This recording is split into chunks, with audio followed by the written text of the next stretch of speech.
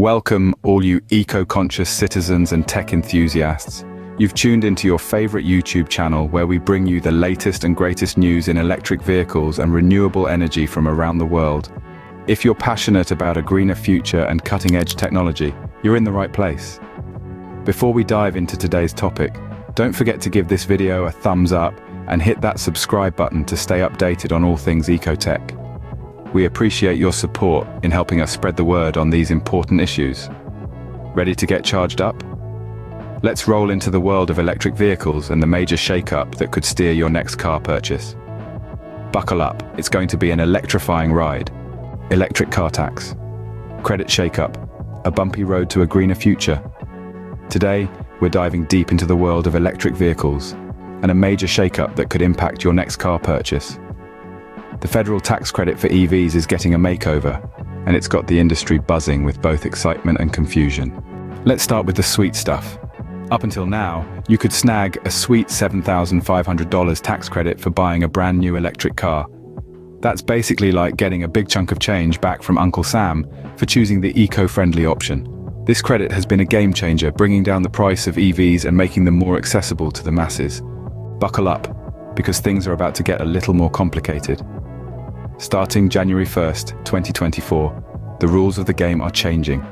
To qualify for the full credit, your shiny new electric ride has to meet some stricter sourcing requirements. Think of it like a green passport for your car.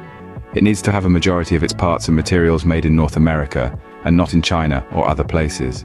This new policy is causing some serious ripples in the EV pond. Popular models like the Tesla Model 3 and the Ford Mustang Mach-E, which used to be credit-worthy champions, might not make the cut anymore. That means saying goodbye to that sweet discount and potentially facing a higher price tag at the dealership. The new rules are complex, like really complex, and even the car makers and dealers are scratching their heads. It's a bit of a guessing game as to which vehicles will still qualify, and the confusion is spreading faster than a Tesla on autopilot. But wait, there's a twist. The Inflation Reduction Act, the mastermind behind this whole credit shakeup, also threw in a little loophole. Businesses with large vehicle fleets can now lease electric cars and pass the credit on to their employees. So if you're lucky enough to work for one of these companies, you might still be able to snag that sweet tax break through a lease. But for foreign car makers who don't have a big presence in the US production scene, it's a different story. They're feeling left out in the cold, unable to compete for the credit and losing out on potential customers. This is causing some major grumbling and accusations of unfair play. Despite the current confusion and challenges, the long-term goal remains the same: a cleaner planet with more electric cars on the road. The stricter sourcing requirements are intended to boost domestic manufacturing and reduce reliance on foreign countries, especially those with less than stellar environmental practices. The electric car tax credit shakeup is definitely throwing a wrench in the works, but it's also a sign of progress. As car makers adapt to the new rules and ramp up domestic production, we can expect to see more affordable and accessible EVs hitting the market. The road ahead might be bumpy, but ultimately it's leading to a greener future. Remember, the long-term trend is toward lower prices and more options, so don't let this temporary hurdle discourage you. Before we dive into the future, let's take a quick look at the past. The electric car tax credit system didn't just spring up overnight. It was a product of the Energy Improvement and Extension Act of 2008, aimed at encouraging consumers to adopt more eco-friendly modes of transportation. These credits played a pivotal role in the early adoption of electric vehicles, making them financially viable for the average consumer. Over the years, the tax credit system has evolved, with changes reflecting the growing popularity of electric vehicles and the government's commitment to reducing carbon emissions.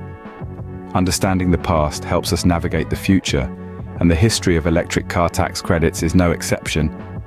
With every change, every challenge, we're driving closer to a greener, cleaner future. So buckle up and let's ride into that future together. As we've seen, government plays a crucial role in promoting electric vehicles, or EVs. But how exactly does it do this? Well, there are multiple ways. On one hand, government can encourage EV adoption through policy changes, like stricter emission standards or mandates for automakers to produce a certain percentage of electric cars. It can also offer incentives directly to consumers in the form of tax credits, like the electric car tax credit we've been discussing. The role of policy in shaping the EV market cannot be overstated. By setting the rules of the game, government can steer the market in a more sustainable direction. But the impact of these policies and incentives isn't just felt by automakers. They also influence consumer behavior. Think back to when you bought your last car. Maybe you looked at the price tag, the gas mileage, the safety ratings. But did you also consider the potential tax credits? For many people, these incentives can tip the scales in favor of an electric vehicle, making it a more affordable and attractive option.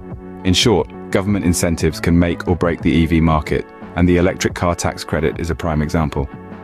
As we navigate the road ahead, it's important to remember the role that policy plays in our shift toward a more sustainable future. Let's broaden our horizon and take a look at how other countries are handling EV tax credits. In Europe, countries like Norway and the Netherlands have long been champions of EVs, offering generous incentives to consumers. The result? Norway, for instance, has the highest EV ownership per capita in the world. Meanwhile, on the other side of the globe, China has become a powerhouse in the EV market. The Chinese government's aggressive policies have not only boosted domestic production, but also influenced the global EV landscape. The US, by comparison, has been more cautious in its approach to EV tax credits. But with the ongoing shakeup, it's clear that change is on the horizon. Looking at these international examples, it's clear that there's much to learn. The global perspective on EV tax credits provides valuable insights for the US, demonstrating the potential benefits and pitfalls of different policy approaches.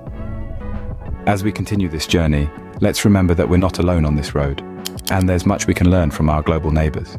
As we wrap up this electrifying journey into the world of electric vehicle tax credits, we want to extend our deepest thanks to you, our viewers. Your support and engagement make us want to dig deeper, explore further, and bring you the best content we can. If you found this video valuable, which we hope you did, please show your support by giving us a thumbs up. It's a small gesture, but it means the world to us. Remember, this is just the beginning. There's so much more to explore in the realm of electric vehicles, from the latest models to the most innovative technologies.